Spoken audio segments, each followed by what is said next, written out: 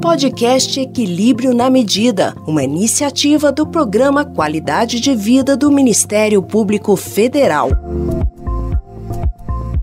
As armadilhas do elogio. Este é o tema do episódio de hoje do podcast sobre comunicação interpessoal do Ministério Público Federal. Olá, servidor, servidora, bem-vindo, bem-vinda ao episódio de hoje.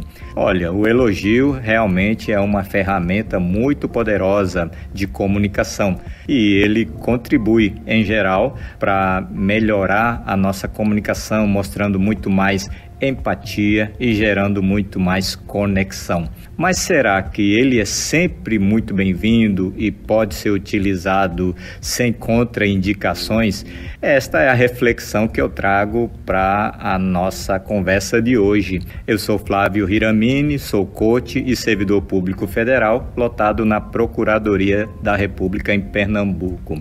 Realmente, o elogio é uma ferramenta muito poderosa. Pelo elogio, você consegue demonstrar muito mais empatia, você consegue prestar atenção nos pontos fortes, na contribuição do seu liderado para o resultado da equipe. E com isso, em geral, você consegue contribuir com a sua palavra, permitindo ali a motivação e a autoconfiança do seu liderado. Mas a pergunta é, será que é sempre assim? Será que o elogio é sempre muito bem-vindo? Ou será que a gente precisa tomar um certo cuidado na dosagem e um certo cuidado na forma como a gente utiliza essa ferramenta? Bora refletir um pouquinho sobre isso. Eu trago alguns insights, algumas inspirações e reflexões a partir de pesquisa na literatura especializada sobre o feedback e sobre a mentalidade. Veja que interessante. No livro A Arte de Dar Feedback, da Harvard Business Review, tem um capítulo bem interessante, que é o capítulo 3, escrito por Ed Batista, que ele fala sobre como dar um feedback eficaz. E nesse capítulo, o autor Ed Batista, ele fala sobre as armadilhas do feedback positivo, ou seja, as armadilhas do elogio. E ele aponta 3 armadilhas que muitas vezes a gente costuma cair nessas armadilhas. Olha como é interessante, então é bom prestar atenção para não cometer esse erro, ou pelo menos não cometer esse erro com muita frequência. Vamos pesquisar sobre essas 3 armadilhas? Anote aí. Primeira armadilha: as pessoas não acreditam no seu elogio. Segunda armadilha: as pessoas ficam ressentidas com o seu elogio.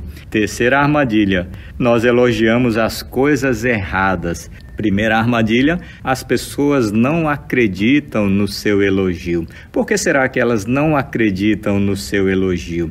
E daí o autor Ed Batista, ele traz a seguinte reflexão: porque, em geral, antes de dar um feedback desagradável diante dos seus subordinados, dos seus colaboradores, ou seja, antes de falar sobre algum desempenho que não foi satisfatório, que foi disfuncional, você acaba utilizando o elogio para quê? Para quebrar o gelo, né? Para amenizar aquele impacto negativo, aquele impacto pesado que aquele feedback irá causar. Então, se você utiliza sempre o elogio apenas como um preâmbulo para a má notícia, que tipo de mentalidade você vai gerar no seu liderado? Acho que você já imaginou, né? Bom, o liderado já vai pensar, olha, o líder aqui ele só vem elogiar para depois, para preparar a nossa mente, para preparar nosso coração, para depois dizer a notícia ruim, né? Então,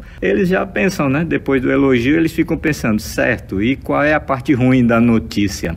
Nesse caso, uma vez que você utiliza o elogio apenas como um instrumento, sabe, como aquela estratégia de utilizar um feedback sanduíche, positivo, negativo, positivo, mas se você utiliza esse tipo de ferramenta de forma isolada, você fica marcado como aquela pessoa que utiliza o elogio somente para preparar o campo, para dar a má notícia, para falar do mau comportamento. Então você utiliza o elogio como um preâmbulo vazio e daí as pessoas já ficam na expectativa, certo? E qual é a parte ruim da notícia? E daí as pessoas não acreditam no seu elogio. Então veja que é importante a gente exercitar muito mais a nossa proatividade no feedback, procurando gerar relacionamentos mais consistentes, procurando efetivamente elogiar com sinceridade as contribuições e os pontos positivos dos nossos liderados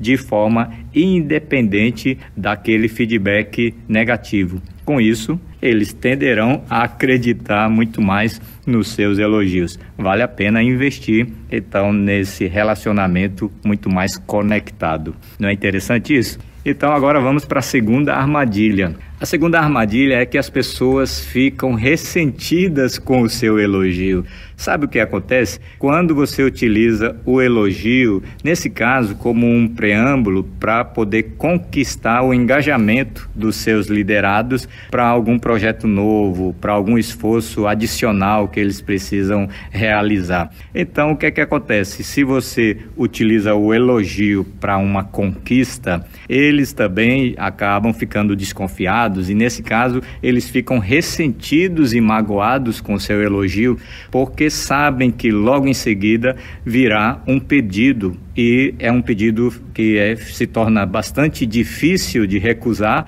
uma vez que eles foram elogiados por você. Então, com isso, você vai gerando uma estratégia de gerar engajamento por meio do débito social. Veja que interessante. Eles ficam com uma certa dívida. Então, toda vez que você os elogia, eles ficam devedores aí do seu elogio, e daí quando você faz um pedido, é meio que impossível, é deselegante eles recusarem ao seu pedido. E com isso, você vai gerando uma relação em que eles ficam realmente ressentidos com os seus elogios, porque, novamente, seus elogios não são necessariamente habituais e sinceros para efetivamente registrar os pontos positivos de forma natural, espontânea e independente de qualquer pedido. E olha, parando para refletir um pouquinho sobre isso, você pode identificar que isso é muito mais comum do que você imagina. Eu mesmo identifico que desde criança recebi esse tipo de elogio e é algo bastante natural no nosso dia a dia, não é assim? Acho que você também já recebeu muitos elogios dos seus pais nesse sentido. Mamãe, quando eu era pequeno, ela falava: filho, olha, você é forte, né? Aí eu já sabia, né? Certo, mamãe, obrigado, sou forte, o que é que você quer? Aí ela dizia: olha, pega aquele estojo de mantimento ali em cima do armário. Ah, tudo bem, mamãe. Então, ela utilizava o elogio como uma estratégia para conquistar o meu apoio, a minha ajuda em alguma tarefa. Então, se você utiliza essa estratégia sempre apenas para conquistar o engajamento, você está ali gerando um mal-estar e você está caindo na armadilha do elogio. A armadilha que faz com que as pessoas fiquem ressentidas, magoadas com o seu elogio.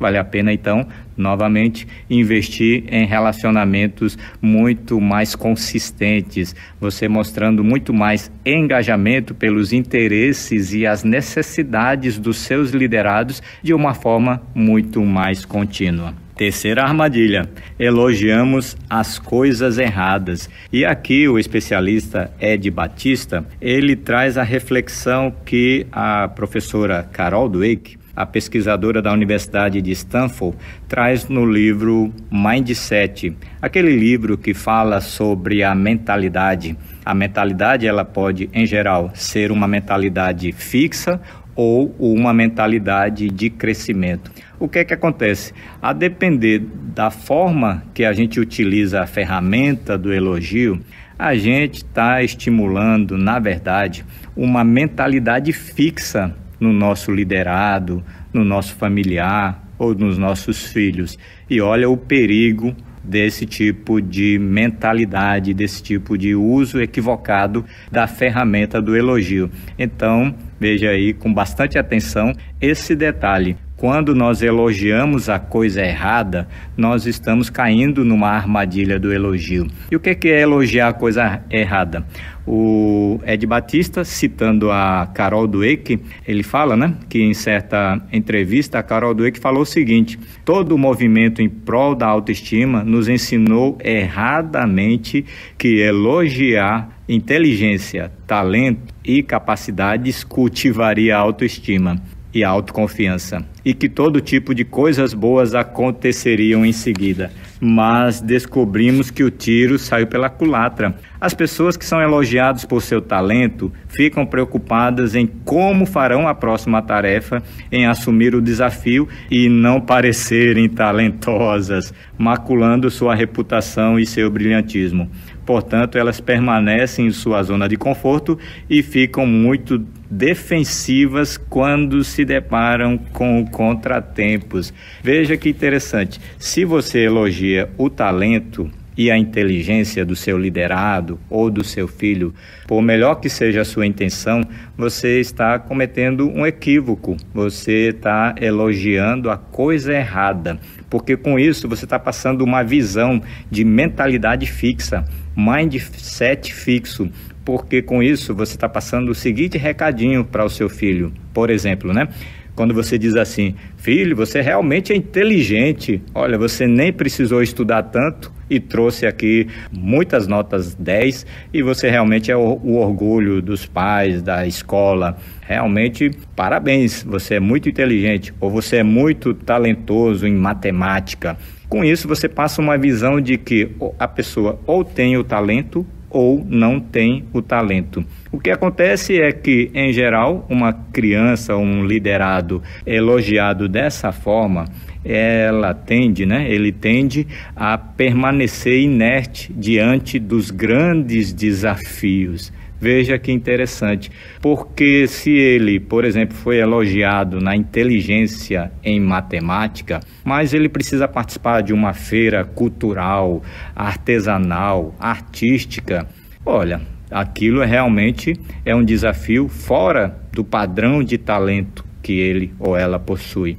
Daí, o que é que ele vai fazer ou ela vai fazer? Vai ficar na sua zona de conforto. Vai que eu participo dessa feira de artesanato, de cultura, de dança, de arte, de teatro, e isso vai provar que eu não sou tão inteligente assim como papai e mamãe pensam.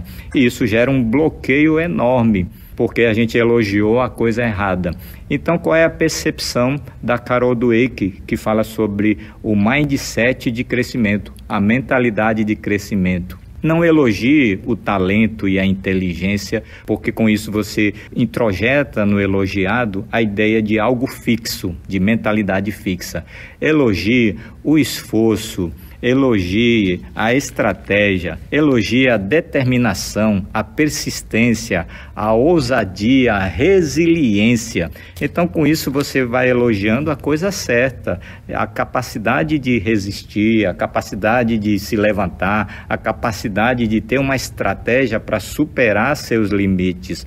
E a Carol Dweck, no livro Mindset, que eu já recomendo aqui a leitura, Mindset, a nova psicologia do sucesso, ela conta muitas histórias interessantes. Uma delas é a da jovem Cristina, que era considerada muito inteligente, mas no dia do vestibular o desempenho dela era pífio. Por quê? Devido à enorme pressão psicológica, tanto dos pais como da escola, na expectativa de que ela mostrasse na prova o seu talento, a sua inteligência. Imagine o sufoco dessa jovem, dessa adolescente. Eu consigo imaginar aqui, acredito que você consegue imaginar. E a jovem Cristina ficava extremamente travada, mesmo os pais a elogiando, dizendo: olha, veja, você sabe que é inteligente e nós sabemos que isso é verdade. Você já passou nessa prova, viu? Já passou, fique tranquila, fique tranquila. Mesmo assim,